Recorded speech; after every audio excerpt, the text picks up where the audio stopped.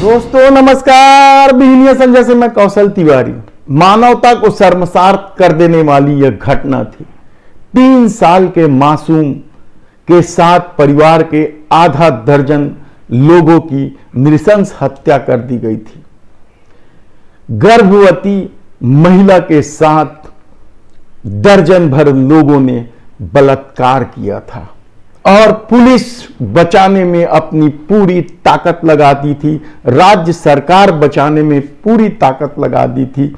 लेकिन supreme court की पहल पर सीबीआई जांच होती है और सीबीआई उन आरोपियों को सजा सुनाती है। यह पूरा घटनाक्रम मानवता को शर्मसार कर देने वाला था। खूब हल्ला हुआ, हंगामा हुआ, सजा भी हुई, लेकिन सजा पूरा होने के पहले रिहाई कर दी जाती। और इस रिहाई के खेल में सबसे आश्चर्यजनक बात तो यह है कि मोदी सरकार की लिखित सहमति शामिल है।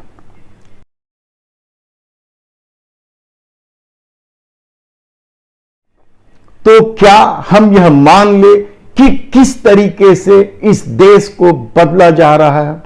हत्यारों और बलात्कारियों के साथ खड़ा होने की कोशिश की जा रही है और जिस जेल मैनुअल के हिसाब से उन दरिंदों के चाल चलन के आधार पर उनकी रिहाई का फैसला भाजपा की सरकार करती है, उसके चाल चलन का पता इसी से चल जाता है कि जब वे 11 आरोपी रिहा होते हैं तो उनकी आरती उतारी जाती है, मिठाइयां बांटी जाती है और सम्मान में आयोजन होते हैं।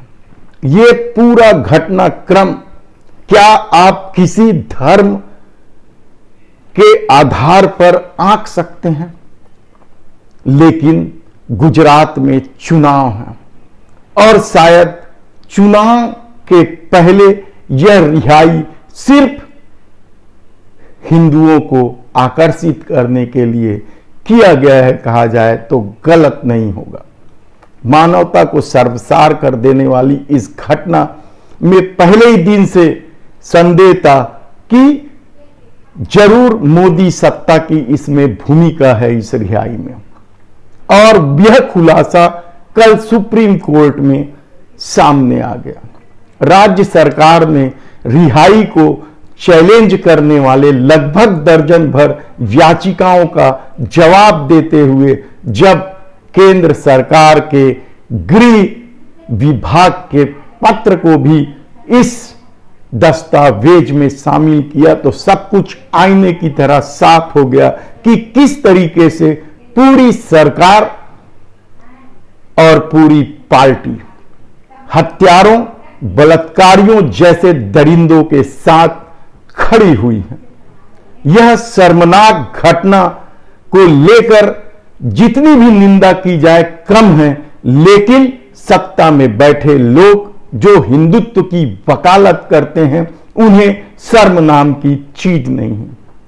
इसे क्या कहा जाए?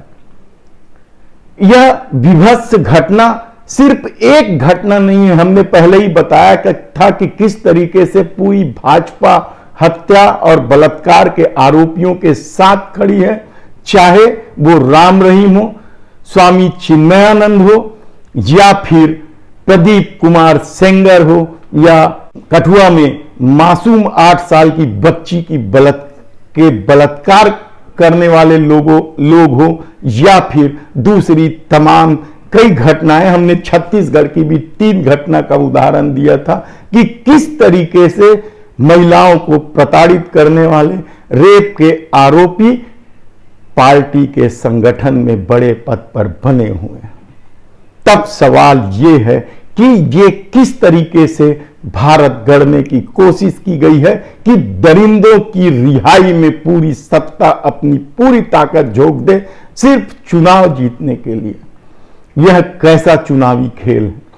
यह कैसा दरिंदों के साथ खड़े होने की प्रक्रिया है? हां, यह पूरा मामला बिल्किस बानो का है, चूंकि वह दूसरे धर्म की है, इसलिए सत्ता उनके दरिंदों को रिहा कर देती है ताकि वोटों का ध्रुवीकरण कर दे। सुप्रीम कोर्ट ने जवाब मांगा है राज्य सरकार से, राज्य सरकार ने जवाब दे दिया है। याचिकाओं में आगे क्या होगी, क्या वापस वे दरिंदे जेल की सलाखों के पीछे चले जाएंगे, यह एक अलग मसला है। कोर्ट के आदेश पर यदि वह जेल में वापस चले जाते हैं तो भी इस पूरे घटनाक्रम में क्या इस पाप से कोई मुक्त हो सकता है कि उन्होंने दरिंदों के साथ खड़ा होने की कोशिश की है, दरिंदों का साथ दिया है। इतना विभत्स कांड के बाद भी यदि केंद्र सरकार सहमत है उन दरिंदों की रिहाई में, उनके कथित चाल चलन को लेकर, तो यह हैरानी की बात है कि कैसे कोई सत्ता दरिंदों के साथ खड़े हो सकती है। और हिंदू धर्म और संस्कृति में तो इस तरह के दरिंदों के साथ खड़े होने का कहीं कोई जिक्र नहीं है, चाहे आप कोई सा भी धर्म ग्रंथ निकाल कर पढ़ लीजिए। लेकिन इस दौर में ऐसा हो रहा है। हिंदुत्व के नाम पर, राष्ट्रवाद के नाम पर धर्म विशेष को टारगेट करने की पूरी कोशिश, चुनाव को अपने अनुकूल करने की कोशिश में इस देश का जिस तरीके से बंटा धार करने की कोशिश की गई है, निजीकरण के नाम पर पूंजी कुछ एक लोगों के हाथों में सौंपने की कोशिश की गई है, जिसका परिणाम पूरा देश भुगत रहा है। महंगाई के, बेरोजगारी, कितने ही मामले हैं, देश के आर्थिक बदहाली, निजी क्षेत्रों, निजीकरण के नाम पर जिस तरीके से नौकरियां खत्म की जा रही है, आने वाले दिनों में युवाओं का भविष्य क्या होगा, यह देश किस तरीके से आगे बढ़ेगा, यह सोचने वाली बात है। भले ही सत्ता कह दे ग्लोबल इंडेक्स में पिछड़ने को लेकर कि यह अंतरराष्ट्रीय साजिश है, विश्व गुरु के खिलाफ कौन साजिश कर सकता है यदि आप अपने को विश्व गुरु कहते हैं तो। भले ही वित्त मंत्री कह दे कि रुपया नहीं गिर रहा है, डॉलर मजबूत हो रहा है, इस हास्यास्पद पर बयान पर आप क्या कहेंगे? यह किस तरीके से खेल है? आम आदमी जीएसटी की मार से त्रस्त है, पेट्रोल डीजल में खून निचोड़ने वाले टैक्स से बिजनेस करने वालों की भी हालत खराब हो गई है। हर वस्तुओं की कीमत लगातार रफ्तार लेते जा रही है, दुगनी होते जा रही है, और सत्ता अपनी रहीसी में मस्त है। तब ऐसी परिस्थिति में सबसे बड़ा सवाल तो यही है कि क्या दरिंदों के साथ खड़ा होकर चुनाव जीतने की कोशिश गुजरात में सफल हो जाएगी? यह सबसे बड़ा सवाल है।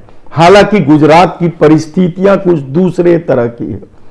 वह आरएसएस के लिए हिंदुत्व का प्रयोगशाला भी है, और आरएसएस इस बात को लेकर चिंतित है कि शहरी वोट यदि आपने काट लिया और ग्रामीण क्षेत्र में कांग्रेस ने अपनी धमक दिखा दी तो फिर गुजरात का क्या होगा?